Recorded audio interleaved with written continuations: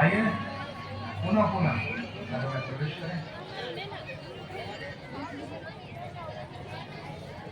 छत्तीसगढ़ हमारे कथा ने आयोजक हमारे नितिनेश केशवानी परिवार छत्तीसगढ़ में शिव महाप्रकथा बोलते थे ये आयोजन के लोग कनकबेन नितिनेश केशवानी आपका जन्मदिन की शुभकामना देता हूँ।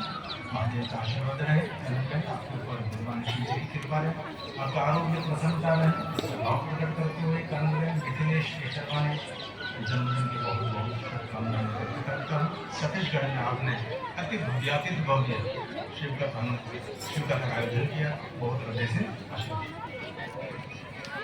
तो भगवान शिव અને સતીના વિતરણ બાદ દક્ષ યજ્ઞ નિમિત્તે સતી પોતાના દેહનો ત્યાગ કરે છે। સતીનો બીજો જન્મ હિમાલય ત્યાં થાય છે, જેમનું નામ કારોતી છે।